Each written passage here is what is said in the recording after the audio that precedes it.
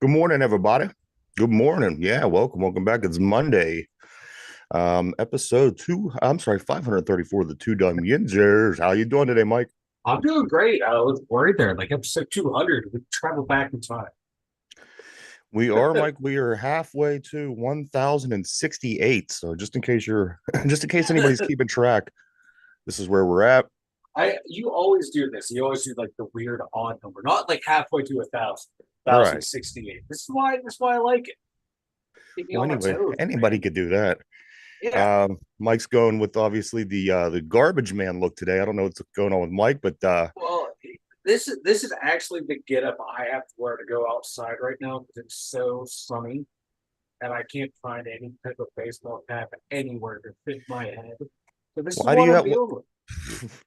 This is what I'm Um, doing right now. It's Well, rough out it's here, pretty man. crazy because we're going through a nice little heat wave. It looks like it's going to get up to at least 70 all week long here in Pittsburgh. We got up right around 80 yesterday. Mike cannot keep his bald head from burning, is what's going on. He's got the tassel cap on, and he goes outside and he gets burnies. He said, "That's what you're doing, ain't it?" Yeah, I don't want Ugh. melanoma, so I'll look like a fool. I'm okay with that, and I'm rocking the brand merch, so All right. you know, I'm trying here. I'm trying to promote the brand. This is how you As Mike treat me. as Mike drinks merrily through the weekend and eats heavily, he's worried about melanoma. But you know, hey, it's all good, man. I'm trying to say I didn't eat heavily and drink heavily this weekend, but you saw me. I did. That's right. Therapy, how you doing today? I'm doing great. What's up, Are Um, you? Ron? I'm feeling a lot better. Uh, Are you? Are Saturday, you? Are you feeling better, Derpy? yes, I'm feeling a lot better. The projectile diarrhea. I mean, that was.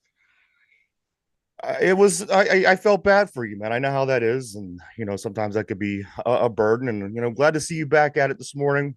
Glad to have everybody here. Good morning to Ron on the board. Ron, you know what? Coincidentally, I'm going to start with the Steelers today. We do have a lot to talk about in regards of the Pirates and the Penguins and other things that went on throughout the weekend here. But I do. I'm going to start with some Steelers. Ron must have been reading my mind, but I do want to say welcome, Ron. I was thinking about you last week. Hope everything's going well on your end. So I was going to bring up this about Brandon Ayuk, and Brandon Ayuk is a is a hot rumor topic right now, guys, in Pittsburgh. It seems like every time I turn around, somebody's saying that we're attempting to make it a move to get Brandon Ayuk. We are very interested in Brandon Ayuk. And give me one moment here. I'll be able to pull up something interesting that I found over the weekend. This here is from Steeler Nation. I got this from Steelers Nation on Facebook. Steelers Nation. The source is Benjamin Eldrick. And he says, source Steelers are head over the heels for 49ers wide receiver Brandon Ayuk. However, the 49ers are nickeling and diming acquisition costs, but I'm told Omar will get him here 100%. Um, Let me ask you this, Mike. Say we get Brandon Ayuk and we go into the draft. Would it be possible? Because I'm thinking, everybody has us getting our line and getting our center, eyeing up tackles. Yeah. Let me ask you this. Let's say we get Brandon Ayuk, and then in the draft, maybe we could trade up, I'm sorry, a little bit, and pull somebody like Cooper DeJean. Because not only because I mean we need a center, why would we Yeah. abort that plan? But the plan is anyway, if something happens with Jackson Powers Johnson, look for Zach Frazier in the next round. So let's say we get our receiver before the draft, which some speculation is that they're going to try to get this trade made if in fact it's going to happen with San Francisco. But going in, grabbing like I mean, come on, I haven't heard anybody say anything negative about Cooper DeJean. And with all the quarterbacks and receivers and all these other positions going in the top 10, is it possible to go get somebody like that and then get your Zach Frazier in the second round? And then you're pretty much taken care of. You're drafting depth after that. You're going after defensive linemen. You're going after tackles. But as far as putting a starting team on the field and getting it, and on top of an impressive draft, what do you think something like that is possible? Mike, let's just start from the top.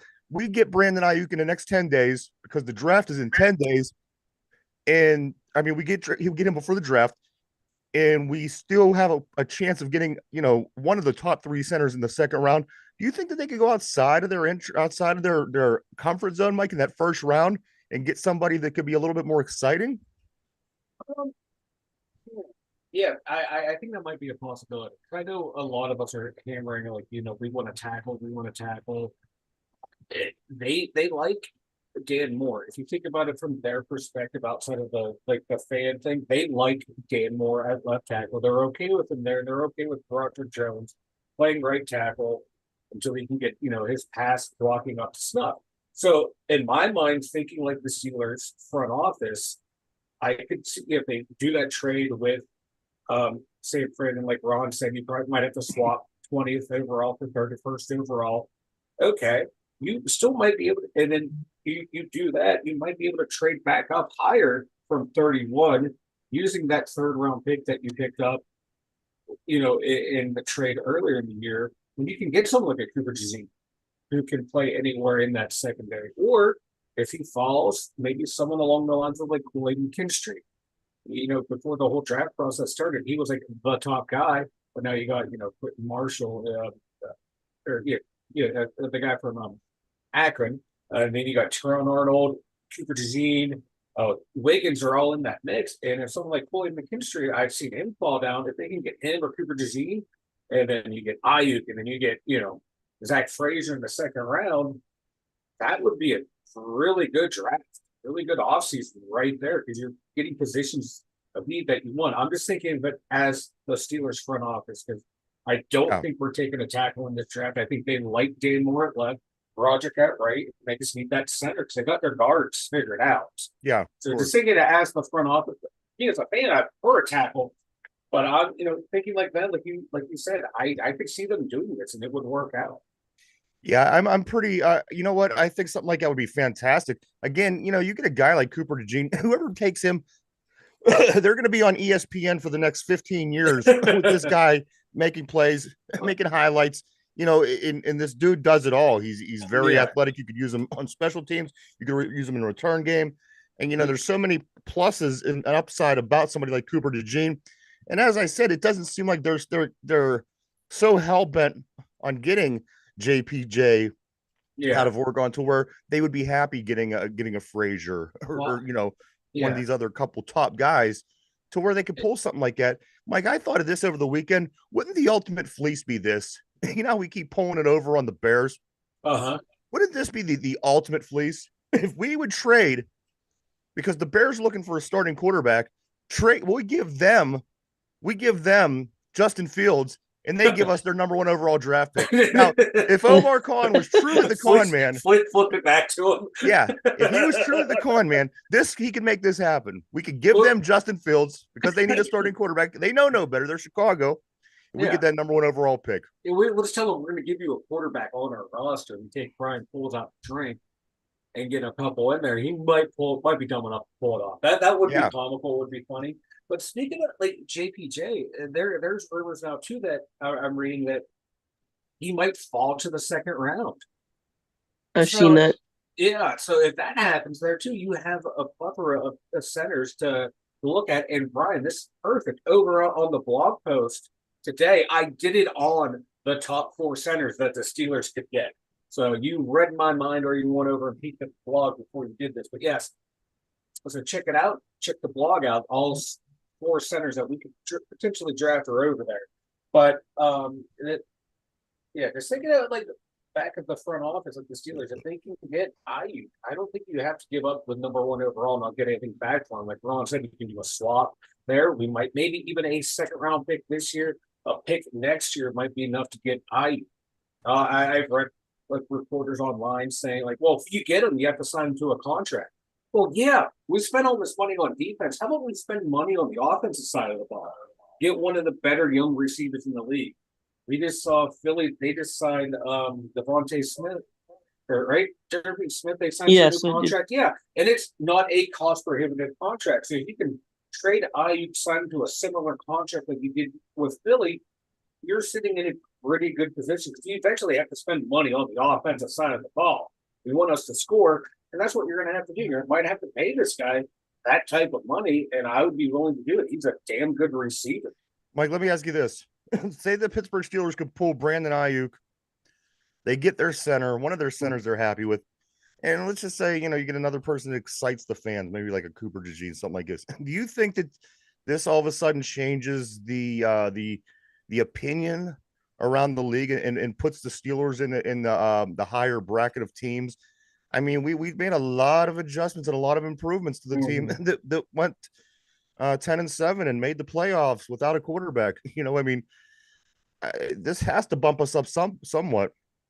I don't know, like the league opinion, around Russell Wilson, even though his numbers were not bad, he was a top 15 quarterback last year. Looking at numbers, people are still clowning on this guy.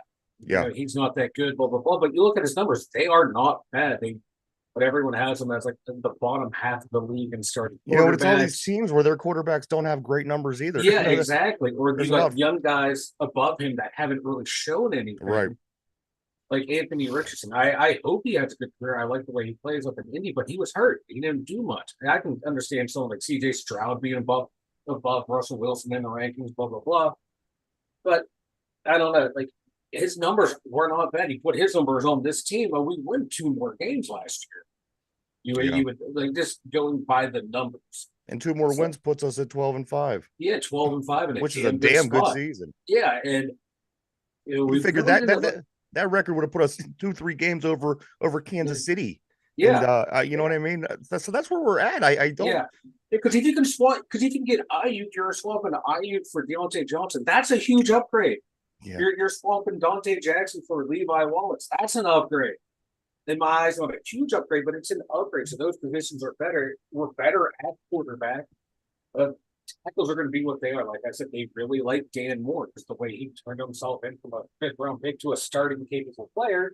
They like him. They're comfortable with him there. They know what they're going to get out of him. So I don't think they're taking tackle.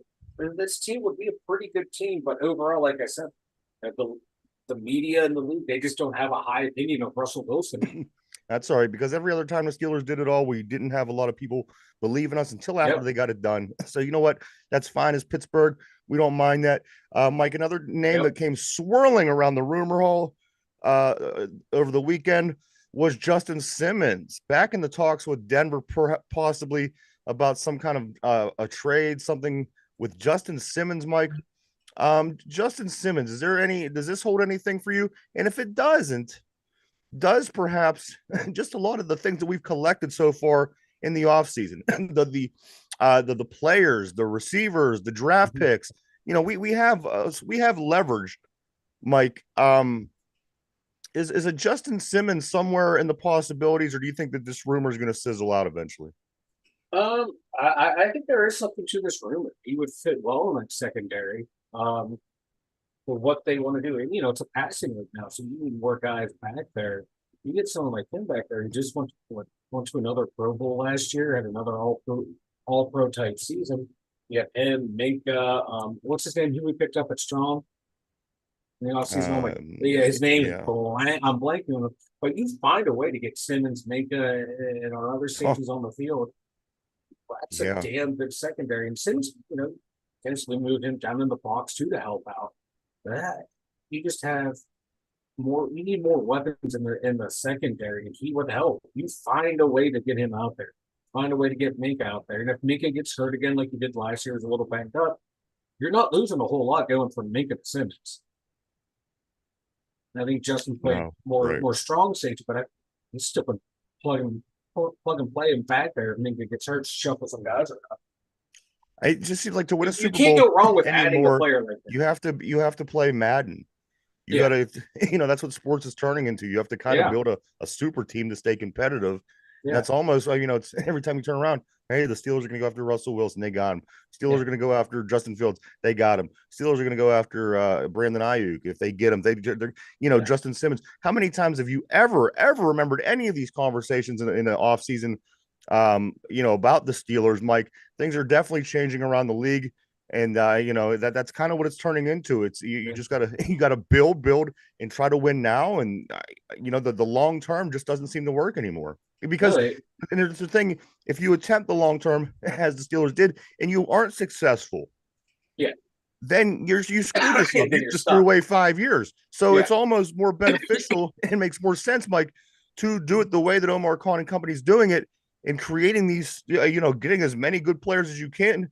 I mean, these all just like they were last year. They were 1 and 2 year deals, but you bring some of these guys over, Mhm. and you're opening that window and you're trying to see if you can win a championship in that period of time. Yeah, that's like when the Rams won their pick, or won their Super Bowl. Excuse me. Yeah, Their GM was trading draft picks away. People are like, "Oh my God, what are you doing?" He was like, "F them picks. I'm here to win the Super Bowl." right. And then they did, and then they were down for a year. And now they're kind of on the uprise again. So that's how you have to do it now. Like you can't really do that long term building because you see it now. Like owners get impatient, fans get impatient. You know, you have to go for the now, and you have to do what's best for the Mike, team. here's a name that I think would be vital if he did come back. And you know what? It might hurt a little bit if he doesn't, but he's a free agent right now. Somebody that was on our team last year, somebody who was pretty for the position he was a backup linebacker. Mike Marcus Golden, the guy got 4 sacks last year, backing up at the outside linebacker position. So between Nick Herbig and if Marcus Golden would come back, I don't think you could find a tougher pair of backup outside linebackers in the league coming in behind TJ Watt and Alex Highsmith. If you have Nick Herbig, Mike, and you also have Marcus Golden, if we could bring him back, you know what? I think again, there's some teams, Mike, that I think those two backups are better than their two starting outside guys. Yeah, I'm trying to think. Was he signed by anyone? Not He's at the being moment. pursued by He's being Miami pursued. right now. Yes, Last I Miami's saw. very interested in Yeah, him. so he's still out there. But like you said, if they can bring him back in Herbig, we saw how well they played when they had to come in. Like I mentioned, excuse me, during the year, if they played the same amount of snaps as like Watt and Highsmith, both those guys would have been double-digit sacks. So those guys are Yeah, huge. right. Those are very important to have those guys because we saw what happened when Watt went out 2 years ago when we had no one behind him. He played drop, and you get him. You have Golden and Herbig. That's a great, great backups. Guys that you are starter capable. That are Absolutely. coming in when the O line's getting worn out. Those guys And come one in and guy's make a us. rookie and one guy's a veteran. I like that too. You got a little bit Yeah. of both ends of the Yep. spectrum there. Mike, I do want to move forward a little bit here. Hines Ward did agree to be the Arizona State wide receiver coach. Mike, do you think Hines Ward's ultimately gonna have a good coaching career when it's all said and done? I don't know. I think we talked about this last week. How when he went to the Jets, their receivers did not improve when he went there. Their numbers actually went down. Now was that him? Was a quarterback play? You don't know. Then he goes to the like USFL, XFL. They had one of the worst teams. Now they're one of The the best, best, if one of not the the best best. team in the league right They now. did take an L over the weekend. We'll get more to that, but Okay, yeah. So yeah, I just don't know. Like, just because you're a great player doesn't mean you're going to be a good coach.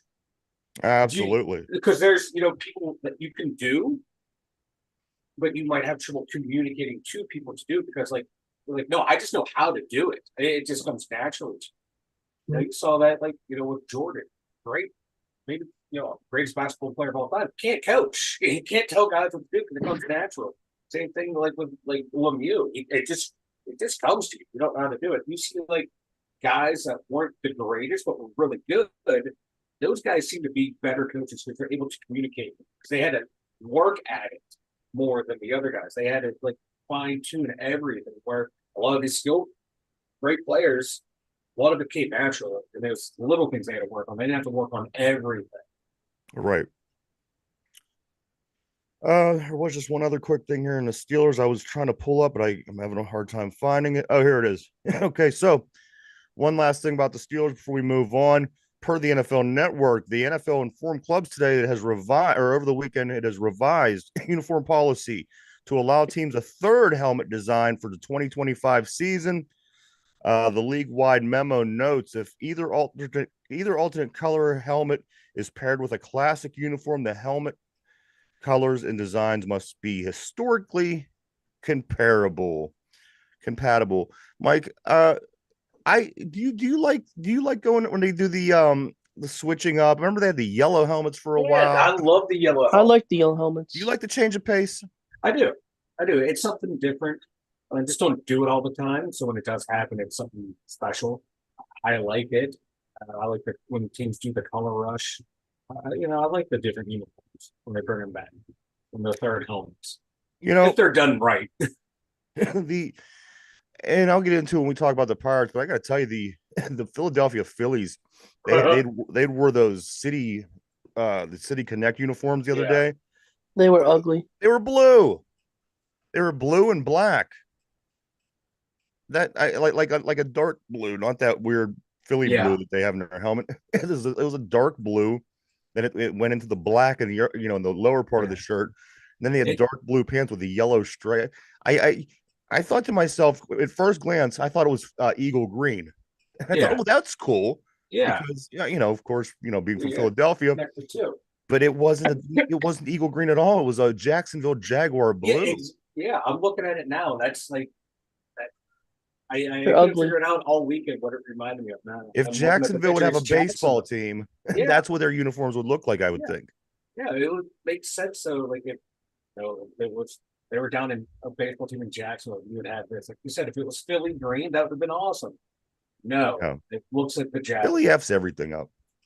Yeah, they do. Philly can't do anything. Mike, let's move on. It is a Bucks day. I just want to say 10 days, 10 days to the draft.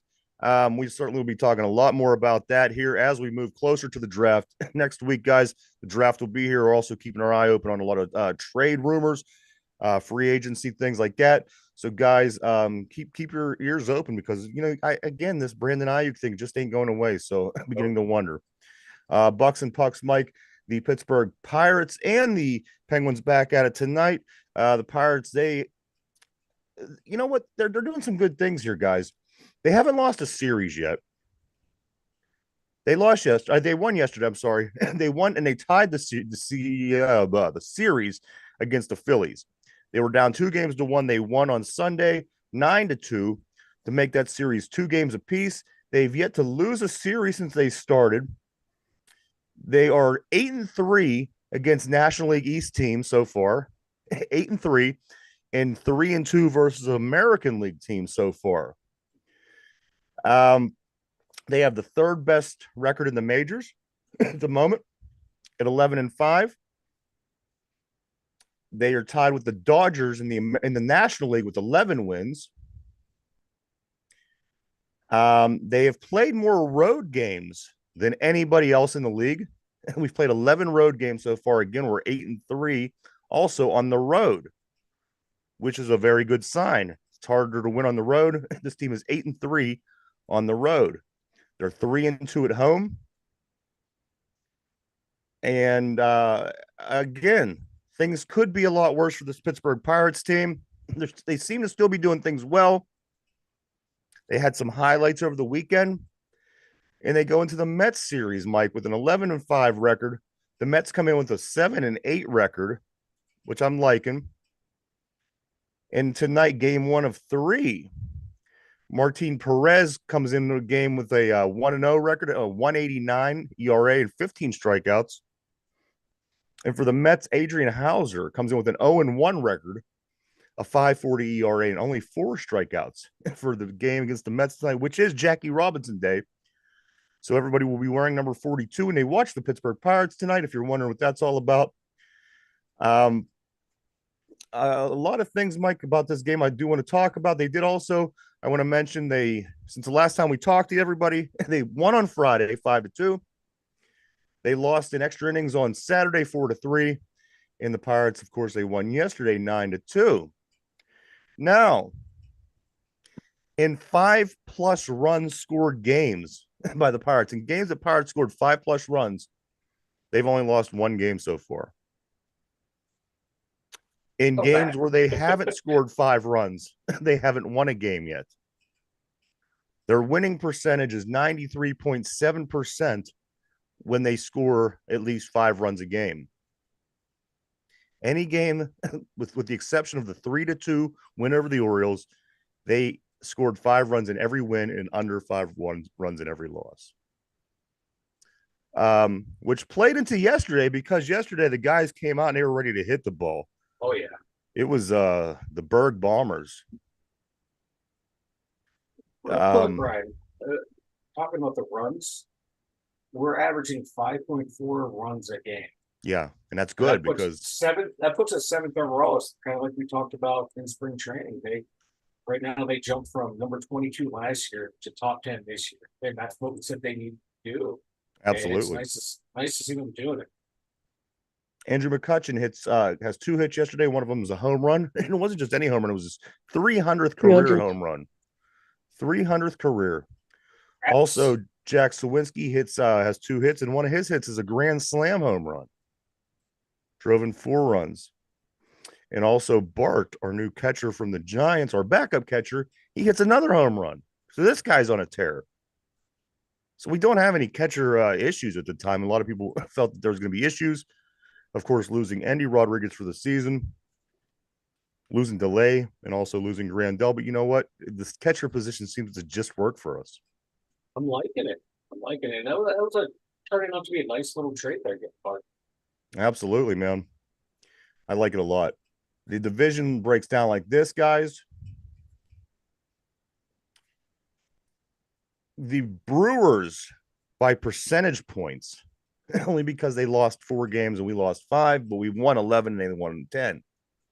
So Brewers by percentage points are in first place. The Steelers or the Pirates are also in first place, but only a slight second because of the percentage points.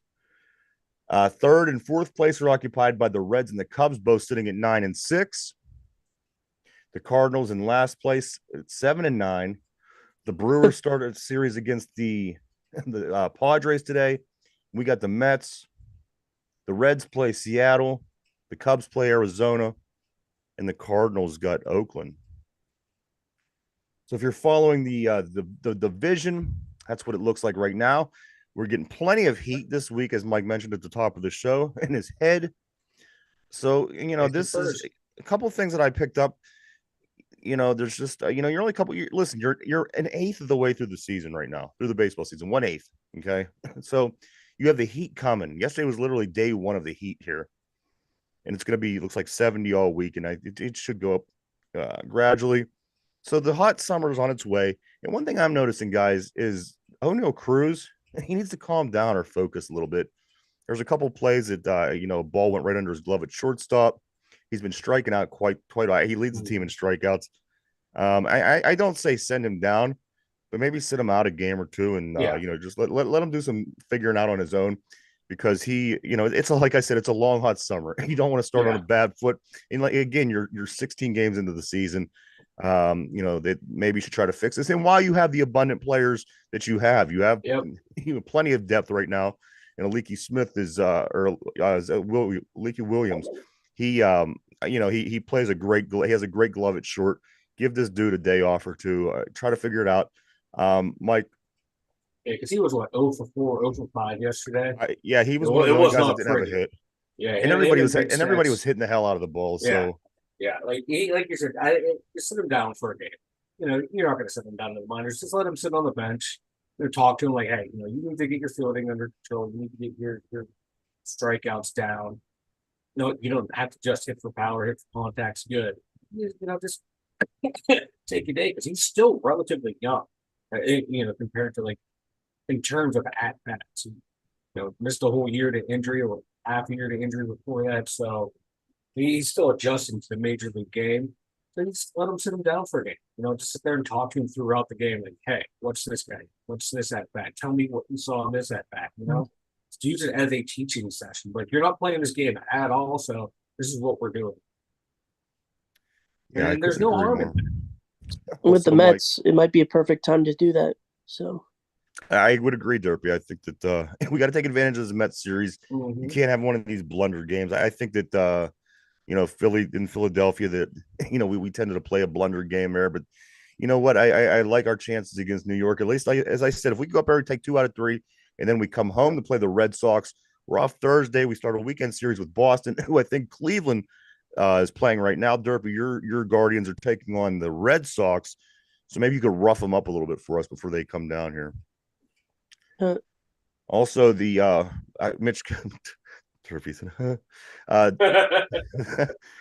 Mitch we're already Keller, roughed up a little bit, so yeah, Mitch Keller on the hill yesterday. He goes 7 innings, another quality start. He gives up 8 hits, but only 2 earned runs. Has 4 strikeouts, no walks. It was a good day for him. And also, Mike, as I was saying, let me go back to McCutchen for a minute. Andrew McCutchen is the fourth player to reach 300 home runs in a Pirate uniform. His first home run was on June 17th, 2009.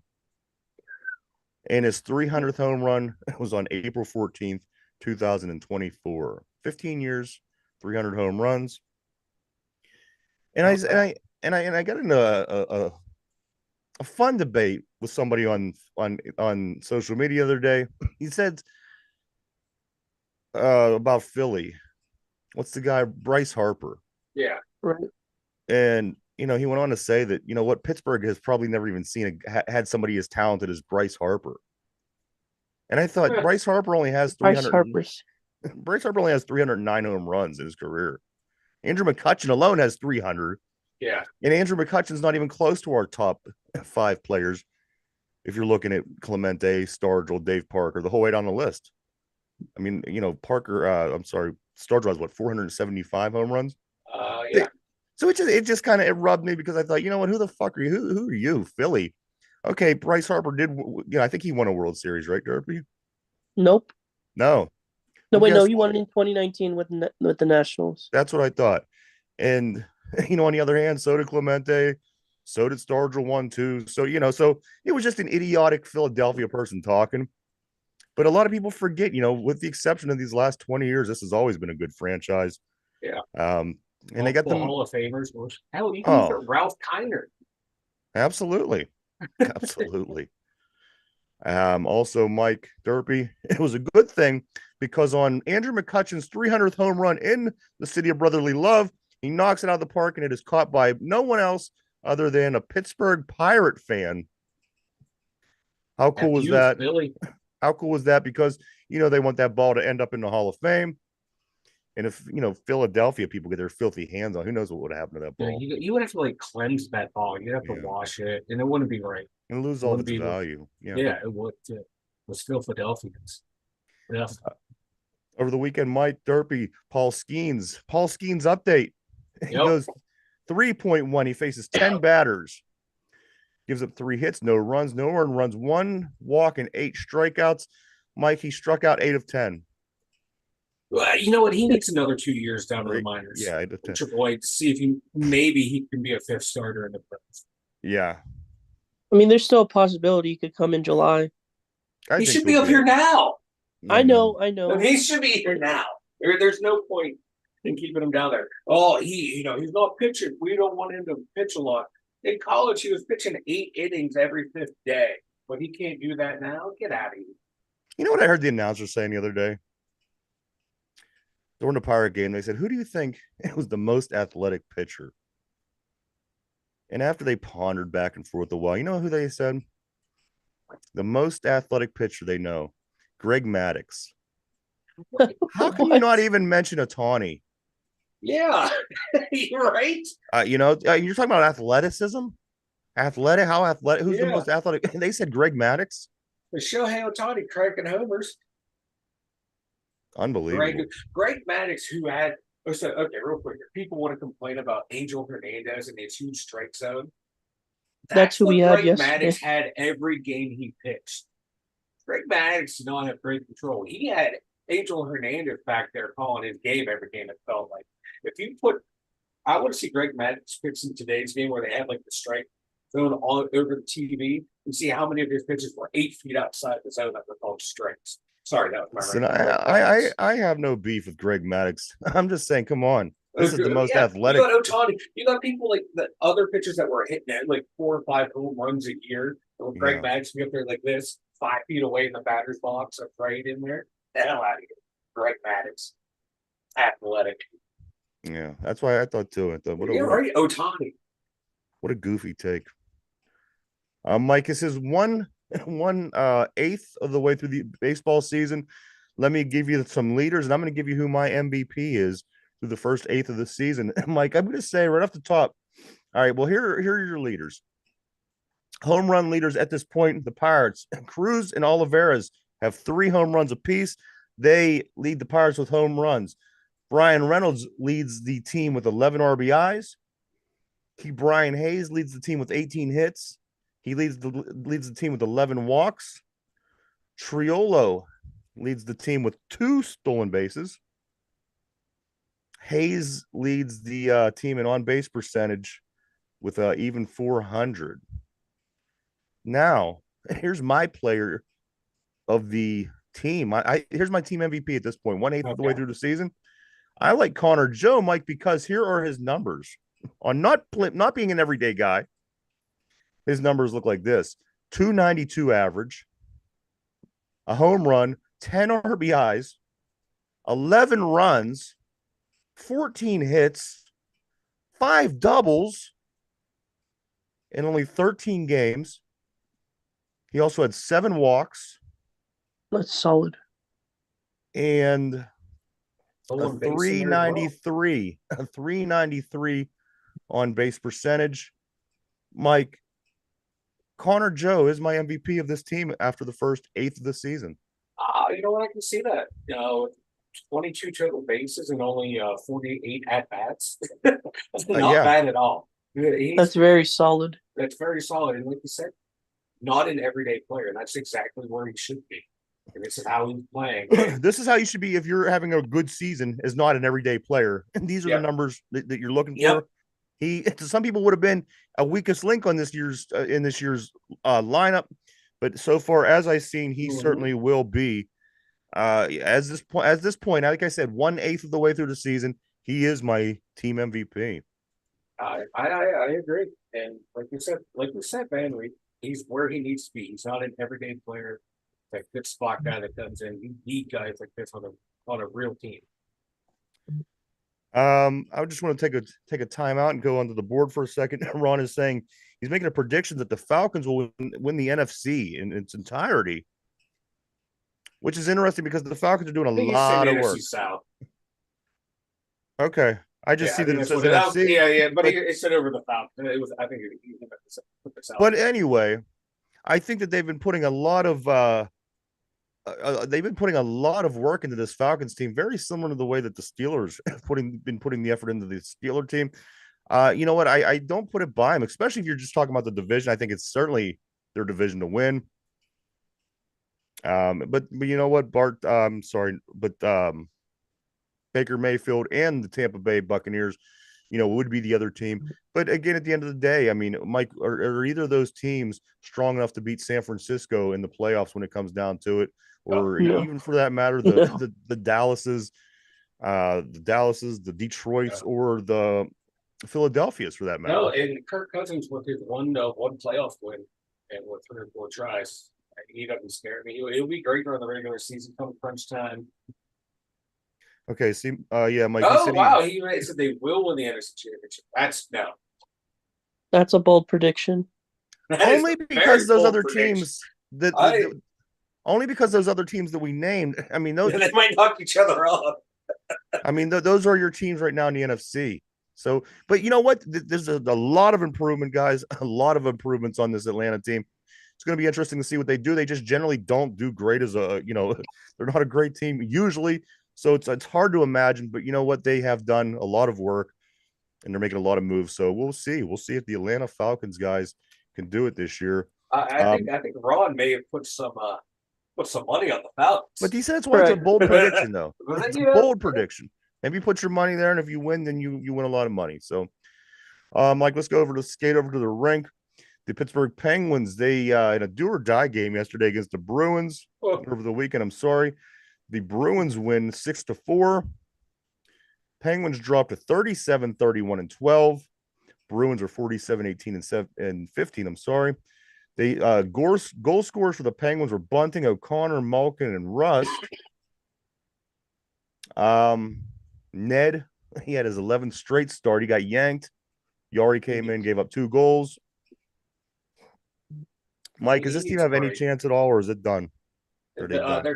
They're done. Especially if they lose tonight, or tonight to the player tomorrow against Nashville, they're done. Season's over. If they win, they kind of have like a 43% chance of making it. That's the last odds that I saw. But then 43? That's high. Yeah, if they win, they jump to a 43% chance of making it in the playoff. But they need a lot of help to have that happen as well. So I think they might be done. There's a slim hope. I think they there's a can't possibility. Afford another loss. They can't. Yeah, I mean they dropped back with that loss. There's quite a few teams ahead of them now by a point. If they lose tonight, it's going to be tough because they only have 1 game left after this, which is at a road game where they travel up to finish up the season against the Islanders. That game's on Thursday at 7:00. But tonight, as Mike mentioned, we do have the Nashville Predators. They're 47, 29, and 5 coming to Pittsburgh. Games at 7:00 p.m. And they need a lot to happen. They need a lot of things and that's kind of what I was hoping they would avoid with this late run, Mike. They could kind of get themselves in a position and set themselves in a spot where, it would work in their favor. But this isn't good. As you said, if they lose this game tonight, it's over. And if they win this game, it's basically over. But in theory, it's not mathematically. They're not mathematically done. But they need crazy stuff to happen. Yeah, and this is why people say, "Oh, a loss here in November is not that important." Yeah, it is. They win one more game, 2 more games in like the November, December, they're in the playoffs. That's why I hate that when they say that. Even with baseball in 162 games, guys, you come down to the end of the season and you miss the playoffs by a game or 2 games. Yeah. That sucks. It's one of those earlier games that if you would have won, you're fine down the stretch. But everyone likes to look at it that last month of the season. Oh, if we would have won this game that last month, how many won 2 or 3 more earlier in the year? I agree. Mike, I don't know if you saw the other day, the pitcher, they had a good time up at the Penguin game. Troy Polamalu, Russell Wilson, Brett Kiesel, DeMar Hamlin, Ciara, the whole crew. Spencer Anderson, baby. They were all up there having a great time, enjoying the game, looking good in their black and gold. So, tell you what, the Russell Wilson PR campaign is on point. You ain't kidding. Yeah.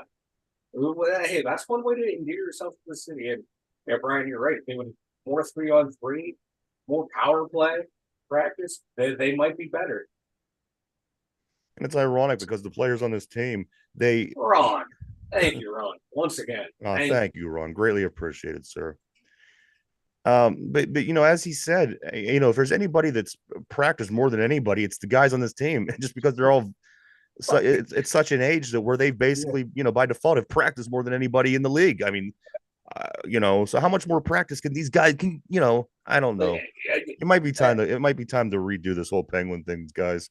2 years in a row. When was the last time we lost 2 years in a row? Didn't make the playoffs. Bunch of start by trading that Crosby guy. What's he ever won? Yeah. See how many people don't ever say that again, Mike. Don't ever say that again. Also, I think that's gonna be my new thing now. Trade Crosby every chance I get to see Penguin fans flip out on me. The Phoenix Coyotes are moving to Utah. Did anybody hear this? Yeah, no. I saw that. Yeah. That's interesting. Yeah. Like no one was going out to Phoenix to support them. What was their ownership group thinking that people go out to Salt Lake City to watch them?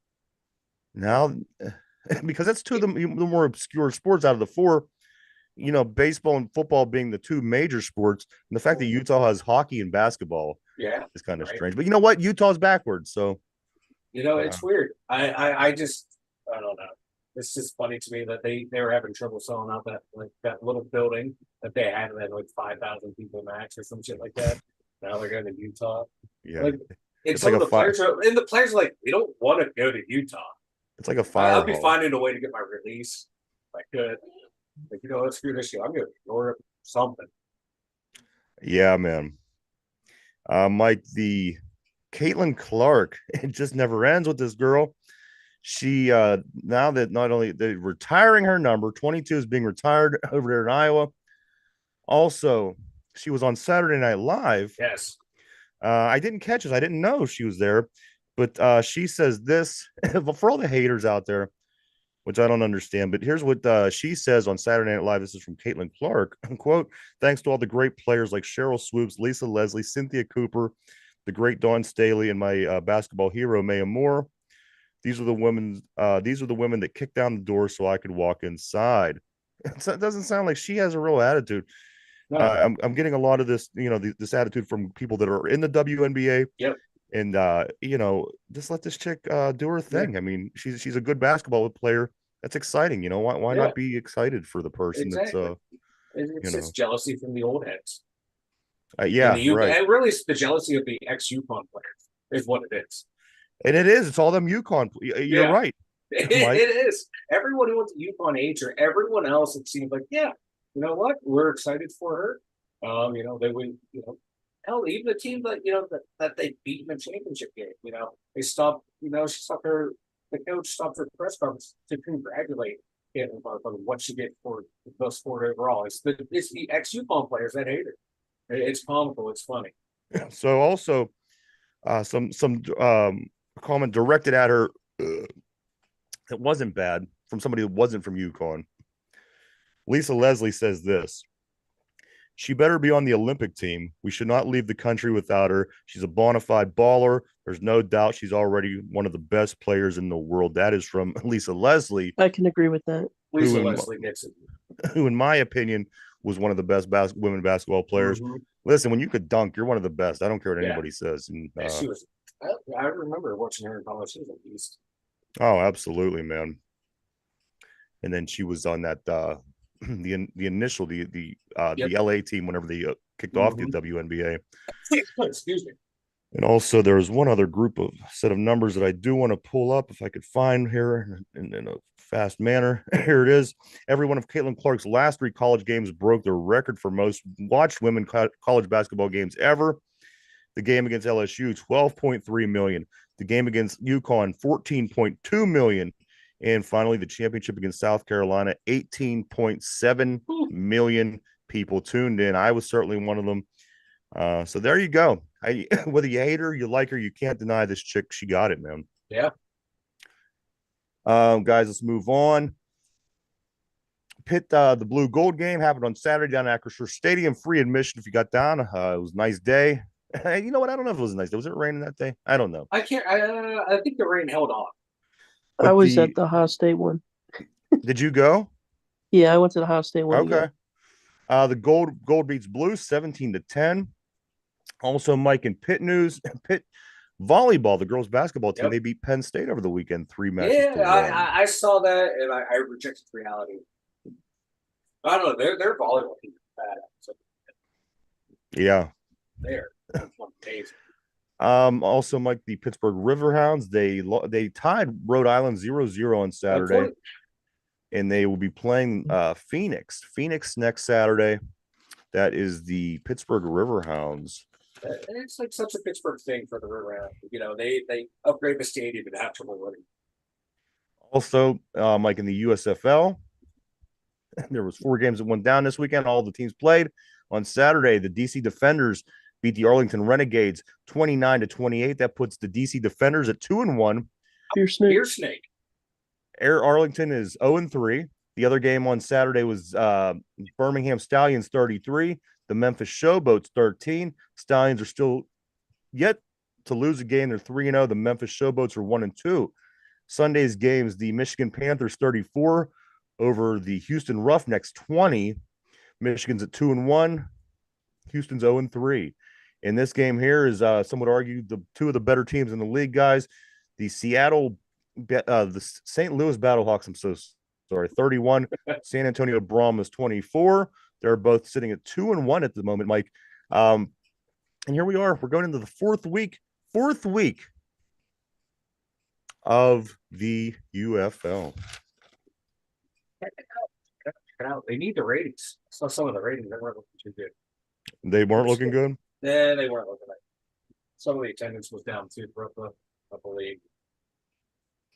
But hey, as long as the DC Defenders and the Beer Snake keep winning, I am happy. That's all that matters. That's all I care. The Beer Snake. Mike, why don't you tell us about the web page? The2dumyinzers.com. The2dumyinzers.com. They're there. If you're new here, we've got Brian and I social media links all over there. We've got the merch store. It's an awesome shirt. We also have the blog, and new blog update today. It's about the top 4 centers in the draft. Steelers should be eyeing one of those 4. Check it out. The2dumyinzers.com. Go check it out, everybody. www.the2dumyinzers.com. Mike, I got a question. I was over on the website the other day. Yeah. And it asked me if I wanted the app. Did you set that up? Because I did not set up an app. I have a Two Dum Yinzer website app on my phone right now. I did not set up an app for you. So this may or may not be going on. People, go check it out. Go to www.the2dumyinzers.com. It asked me when I was on there. Now it didn't before, but it did over the weekend, and it asked me if it wanted me to put the app on my phone, and I said yeah, and I do. It's right on my main page now, and all I got to do with one push of the button sends me right to the website. So go try that out. If Mike did it. He done it on accident. And this is something that I wanted to do initially, and he kind of done it on accident, and now I have it. Did you get it? Did you do it too? I did not do that. I don't know what happened there. I mean, were you able to do that now? Are you able to? I'm over there now. I don't see anything asking me about an app. Very peculiar. So we're going to continue to work on it. I don't know what's going on, but I know that I have it. There's no doubt. There's no conversation. It is what it is. I'm looking at it. So go check it out, everybody. That's weird, bro. That's weird. I don't know how that happened. Yeah. I don't know what I did. So Michael, yes. So go check that out, everybody. You may be able to. I do. I have the app on my phone because I went to the website and it asked me, it says, you want me to place the app on your phone? Huh. So Mike Dum Yinzered his way through it, and there we go. We have an app. I did Dum Yinzer through the app. Ron says, I want to have a conversation about Arthur Smith and Sullivan and whether we'll think Smith will be more run games. You know what? I everything points to it's going to be more run, but you got to be able to pass. It's a passing league, and you're bringing in a quarterback that could throw a little bit more. You're trying to get receivers that could be. So I think that it's going to be more run than it was, but they have to do a they have to really figure it out, Mike and Ron, a way to keep that even, because again, I don't think you could go one way, or I don't think you go the other way strong anymore. You have to have a balanced game. You got to be able to pass, and having a strong running game is a huge plus, but you can't rely on the running game like you used to. No, and what we saw too with Sullivan, when he took over, became more of the passing game coordinator after he fired Canada. The passing game took off, and it became much better. But also too, like Arthur Smith, when he was at the OC down in Tennessee, they ran the ball a lot. They used that play action to set it up, and they had guys put up some really good numbers in the receiving game. So it's going to be interesting to see, like Ron said, is Sully going to take more of the passing concepts and design those plays, or will Arthur do it too? So because I haven't really read how they're going to do that. I know Sullivan. I saw he's like a senior offensive like advisor. He's no longer like in charge of a position group, so he might just be more overall helping Smith shape the game plan and the offense. Of like, hey, I know these guys like better than you. I know the guys that were here, what they do well. Hey, what does your offense do? Let's get in the lab and work it out. It's going to be interesting, that collaboration between those two. What I really like is the fact that you have a quarterback now. A lot of this experimental shit is going to go better because you have a seasoned vet. Yeah. You have a guy that's smart, a guy that could, he could make changes to the line, a guy that won the Super Bowl, a guy that's going to have an amazing career when it's all said and done. I think that this is falling, and that's why I'm saying, Mike, with a few of these things falling into place, I think by default we become a better team. We move our way up that ladder, and at the end of the day, you just have to figure out ways to win games in the playoffs. In other words, figure out how to beat teams like the Chiefs, and we're making the necessary moves. You can't, at the end of the season, whatever happens, you can't say that we didn't make the attempts and the moves and what we thought was necessary to get us to that next step. So all we could do now is wait and see 10 days to the draft, guys. And with like Arthur's passing game, it's a lot of attack in the middle of the field. And that's where kind of Russ has struggled in his career, is just sitting in the pocket through the middle of the field. So we'll see how that works out. But Mike. Russ is able to find ways to get the ball down the field. So we'll see. All right, guys, it is time for the trivia of the day. This question, guys. Brian, did you say that Caitlin Clark's boyfriend's good looking? I'm just catching this now. And you're lucky I don't have enough. I don't have more time because I would like to talk about this with you. But listen, guys, the question of the day is this: the Pirates and the Mets, they start their season series tonight. Big rivalry in the late '80s. And you know what? The Pirates and Mets always seem to draw a big crowd no matter where they play, whether it be in Queens or whether it be right here in the North Shore. Mike, Derpy, everybody on the board. Here's the question of the day. This is a Pirates Mets trivia question, guys. Here we go. In the Pirates Mets all-time series, one team has the slight edge of 398 to 372 overall. Either the Pirates or the Mets have a slight edge of 398 to 372 overall between these two teams forever. Which team, guys, I want to know is the all-time, which team leads this series? Was it the Pirates or was it the Mets? One of these teams have 398 wins against each other in the history of these two teams. One has 372. It's the Pirates or the Mets, guys, that have the more wins in the all-time series. Take a moment to think that over. We are live, everybody. We're live 5 days a week, Monday through Friday, right here, 11 a.m. to 12 p.m. The brand new show that we do live every day. We upload it over on Spotify at 8 o'clock p.m. If you'd rather listen to the show or you just don't have time to watch the show and you want to put it in your earbuds or in the car, wherever you may be going, you could always do that every day after 8 o'clock p.m. on Spotify. Check it out. All right, guys, the question of the day is this. The all-time series between the Pirates and the Mets is 398 to 372. I want to know which one of those two teams holds that narrow lead. I mean, in the big picture, that's a lot of games. So those are pretty narrow numbers. It's a 26 number difference, guys. 26 win difference. All right, Mike, I'm going to start with you today. And I want you to tell me which of these teams has the 398 wins. Which team leads the all-time series between the Buccos and the Mets? I'm going to go with the Mets. The Mets, is that your final answer? That's my final answer. All right, I'm going to lock Mike into place. Mike, you're locked in on the Mets. Ron on the board says the Mets. Derpy, I'm going to come to you. The all-time series between the Mets and the Pirates, 398 to 372. Only a 26-game difference. Pretty narrow. Mike says the Mets holds the lead in the series. Ron says the Mets also hold the lead in the series. Derpy, which team has 398 wins? The Pirates or the Mets? I'm gonna go the Buccos. The Buccos. Interesting. Is this your final answer? Yes. All right. Derpy, I'm locking you in. All right.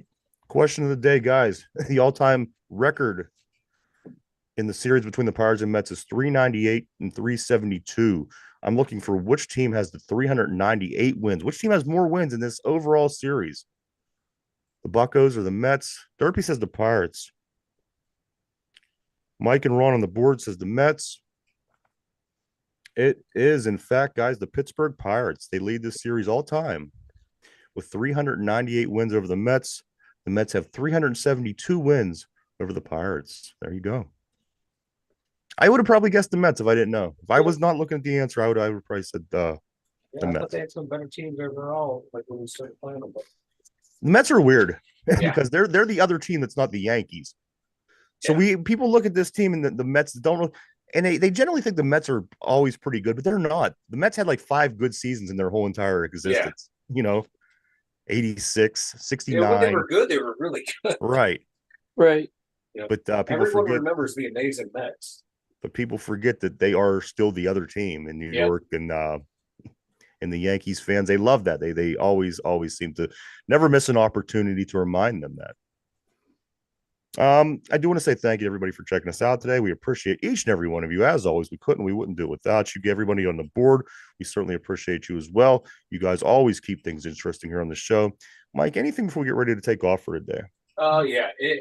Deion Sanders had released the team that he will allow his sons and Travis Hunter to play for. It's nice to know that he is controlling not only his kids' future, but Travis Hunter's future as well. All So, right. Interesting. Yeah. Derpy, what do you got? Mike, I'm disappointed in you because I can't make fun of your bald head. It'll be back, Derpy. I promise. As many times they made fun of it, it still made its way back. This might be the new look. This might be the new look. He loves the garbage man look. Look at him. Heck yeah, man. Yes, Ron, exactly. Daryl Strawberry, Dwight Gooden, Kevin Elster. You know what? As a kid, I loved that team. As a matter of fact, Howard Johnson. They were stacked. I wonder who did more cocaine, the Strawberry teams or the Stargell teams? That's a good question. That's a good question. Also, I do want to mention, guys, that the play-in games for the NBA we spoke about briefly the other day or Wednesday, they have 1 through 6 figured out in the NBA. 7, 8, 9, and 10 seeds play each other on Wednesday to figure out who the final 2 teams going into the playoffs are. And finally, Mike, not sports related, the rated R Teenage Mutant Ninja Turtles movie. A lot of guys our age might find this interesting, Yes. but the new Turtles, anytime the Turtles come out, it's always a big thing. But they have the rated R Teenage Mutant Ninja Turtle movie coming out, I believe, this summer. So if that's something that you're interested in, I think they're basing it off the one graphic novel. Okay. Yes. But there's one last Ninja Turtle left. so maybe okay, yeah, I think that's what. Yeah, that was like a real popular the graphic novel. So there you go, Teenage Mutant Ninja Turtles. You know what? I'll probably watch it because hell yeah. Like I said, every once in a while I catch a movie that I'll be interested in watch. This might be one. We'll see. But anything else? Kevin Nash played Shredder in Ninja Turtle 1. Mike, anything else before we take off? Oh no, that's all I got, man. Derpy, Thanks anything else? here. Thanks again, Ron. Something will probably happen after the stream. Absolutely. We'll probably get Ayuk here in about 8 minutes. Yeah. Also, guys, Bucks and Pucks tonight. Don't forget the Penguins are back in action. I mean, this is basically their last straw. They got Nashville at home. That game's at 7:00 tonight. Also, the Pirates back at it up in City. What is it? City Park Field up in New York. 7:10 start. That is a Martin Perez versus an Adrian Hauser. And I think that's about it for me, guys. Speak now or forever hold your peace. I got nothing. Draft time coming up. Draft time, 10 days, guys. Don't forget to check out your Bucks and Pucks today. Let's see if these Pittsburgh teams could keep it going in the right direction. For Derpy, for Mike in the Steelers Central Mobile Studio, and myself, the two Dum Yinzers, everybody have a great day. We'll be back first thing tomorrow to talk about all these games and more. Have a great day. Bye-bye.